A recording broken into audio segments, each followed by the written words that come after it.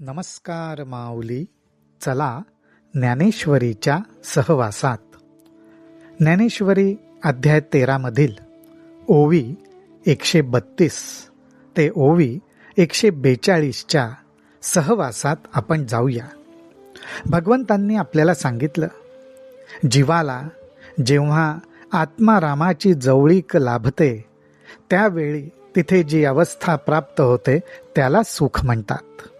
आणि अर्थात आणि ऐसी हे अवस्था न जोडता पार्था, आणि ऐसी हे अवस्था न जोडता पार्था, जिजे तेची सर्वथा दुःख जाण. अर्थात ह्याच्या विरोधात ज्या ठिकाणी जीवाला आत्मारामाची संगत लाभत नाही त्यावेळी जी दशा प्राप्त होते तेच दुःख होय.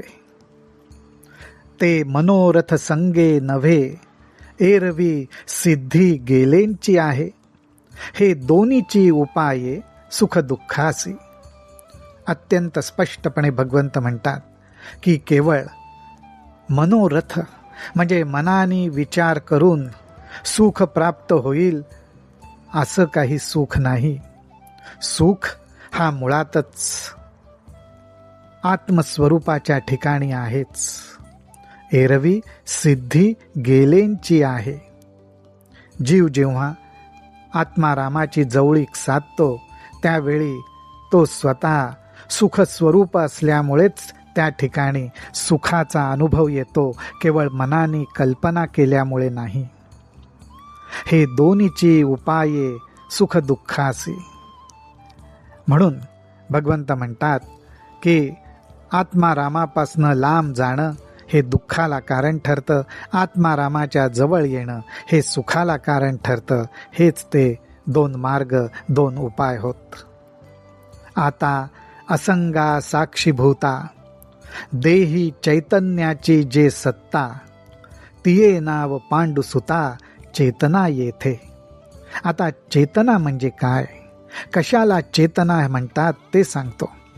तर भगवंत म्हणतात, ह्या क्षेत्राचं अर्थात देहाचं जे काही कार्य चाललेलं आहे त्याच्या ठिकाणी जी काही हालचाल चाललेली आहे, पण ती हालचाल ज्या गोष्टीमुळे होते ती गोष्ट कशी आहे, असंगा साक्षीभूता.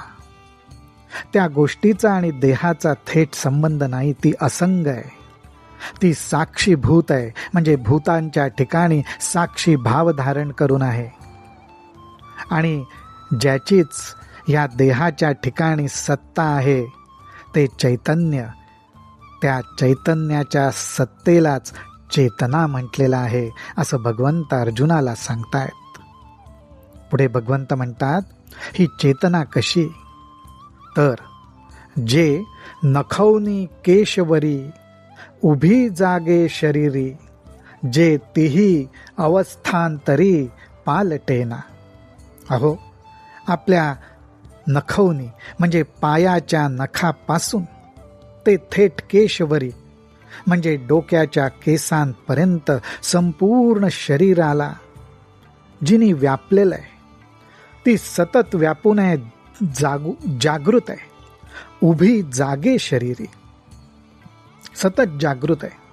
जे तिही अवस्थांतरी पालटेना, त्या जाणीवेमध्ये, त्या चेतनेमध्ये तिन्ही अवस्थांमध्ये कुठलाही बदल घडत नाही. त्या तीन अवस्था कुठल्या, तर जागृती, स्वप्न आणि सुषुप्ती. या तिन्ही अवस्थांमध्ये सुद्धा ती जागीच असते. मन बुद्ध्यादी आघवी, जियेचेनी टवटवी, प्रकृती वन माधवी सदाची जे.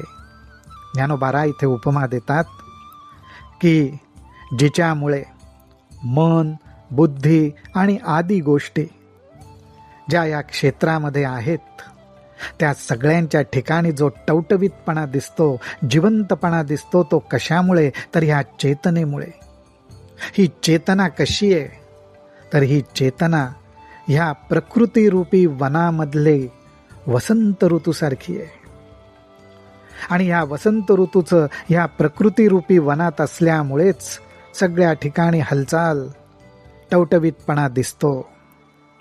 जडा जडी अंशी, रहाटे जे सरीसी, ते चेतनागा तुझसी लटिके नाही. भगवंत म्हणतात, अरे ज्या जड गोष्टी आहेत आणि ज्या अजड आहेत, म्हणजे ज्या चैतन्य स्वरूप आहेत आणि ज्या भौतिक रूपात आहेत, जड आहेत, ह्या दोन्हींच्या ठिकाणी ही चेतनाच राहते. या दोन्हींच्या ठिकाणी ही चेतनाच आहे, जड गोष्टींच्या ठिकाणी आणि चैतन्याच्या ठिकाणी. आणि हे जे मी तुला सांगतोय ते लटकं नाहीये, ते खोटं नाहीये. यावर विश्वास ठेव असं भगवंत म्हणतायत. जडाच्या ठिकाणी आणि चैतन्याच्या ठिकाणी एकच चेतना कशी राहू शकते? तर ज्ञानोबा राय पुढे काही उपमा देत आहेत. ते म्हणतात, पै रावो परिवारू नेणे, पै रावो परिवारू नेणे, आज्ञाची परचक्र जिणे, का चंद्राचे पूर्णपणे सिंधू भरती. अहो, राजा जो असतो तो राजा सैन्यातल्या प्रत्येक जो योद्धा आहे त्याला जाणत नसतो, परंतु त्या राजाची नुसती आज्ञा झाल्याबरोबर संपूर्ण सैन्य शत्रूचा पराभव करतं. थोडक्यात काय, तर त्यासाठी राजाचा थेट परिचय सैनिकाशी असणं ह्याची गरज नसते. प्रकृतीमधल्या ज्या गोष्टी आहेत त्या सैनिकासारख्या आहेत आणि ही चेतना राजासारखी आहे. ज्याप्रमाणे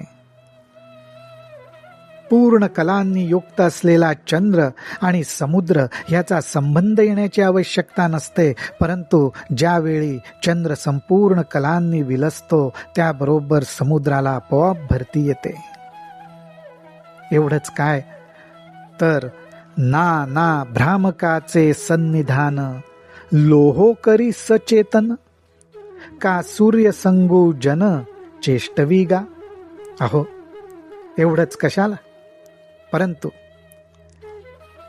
लोखंडाचे तुकडे जर लोहचुंबकाच्या संपर्कात आले तर लोहचुंबक त्यांना हालचाल करायला लावतं. आणि त्याचबरोबर सूर्यसंग म्हणजे सूर्याच्या नुसत्या प्रकाशाचा संग आणि संबंधामुळेच संपूर्ण सृष्टी कार्य करते, काम करते, व्यवहार करते. तेवढा संबंधच पुरेसा असतो.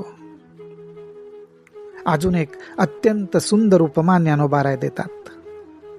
ते म्हणतात, अगा मुख मेळे वीण, अगा मुख मेळे वीण, पिलियाचे पोषण, करी निरीक्षण कुर्मी जेवी. अहो, पिल्लांचं आणि पोषण करण्यासाठी, पिल्लांचं पोषण करण्यासाठी पिल्लांचं मुख स्तनपानासाठी त्यांच्यात संबंध निर्माण होणं आवश्यक नसतं. अर्थात मुख आणि स्तनपान हे कुर्मीला करावं लागत नाही, तर कासविणी केवळ आपल्या दृष्टीने पिल्लांचं पोषण करते. त्यासाठी स्तन आणि मुखांचा संबंध येण्याची गरज पडत नाही. त्याचप्रमाणे ही चेतना, त्या चेतनेचं नुसतं असणं सगळं काही करून घेतं. आणि असं करवून घेऊन सुद्धा ही चेतना मात्र निसंग असते, साक्षीभूतच असते. पार्था तयापरी, पार्था तयापरी आत्मसंगती इये शरीरी, सजीवत्वाचा करी उपयोग जडा. अशा प्रकारे पार्था, ही जी उदाहरणं मी तुला दिली, चंद्र आणि समुद्राला येणारी भरती,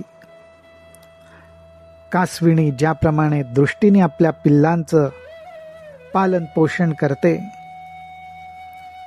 केवळ लोहचुंबकाच्या सानिध्यामुळे लोखंडाचे तुकडे हालचाल करतात, त्याचप्रमाणे आत्मसंगती ये शरीरी, त्यामुळे आत्म्याचा संग ह्या देहाला प्राप्त झाल्यामुळेच केवळ त्या आत्मारामाच्या ठिकाणी जे चैतन्य आहे, जी चेतना आहे, त्यामुळे सजीवत्वाचा करी उपयोग जडा, जे मूळ जड आहे निर्जीव आहे ते सुद्धा सजीव असल्यासारखी हालचाल करायला लागतं. हेच श्रीकृष्ण अर्जुनाला सांगतायत. पुढे ते म्हणतात, मग तिये ते चेतना म्हणिपे पै अर्जुना. मग तिये ते चेतना म्हणिपे पै अर्जुना, आता धृती विवंचना भेदू ऐक. अर्जुना, ह्यालाच तर आम्ही चेतना म्हणतोय, ज्या चेतनेमुळे जड पदार्थ सुद्धा सजीव होतात. आता धृती विवंचना म्हणजे आता धैर्याचा विचार करू. हे धैर्याचा जो भाग आहे हा कसा वेगळा आहे, भिन्न आहे, ते आता तू ऐक, असं श्रीकृष्ण अर्जुनाला म्हणतात. रामकृष्ण हरी, रामकृष्ण हरी, रामकृष्ण हरी.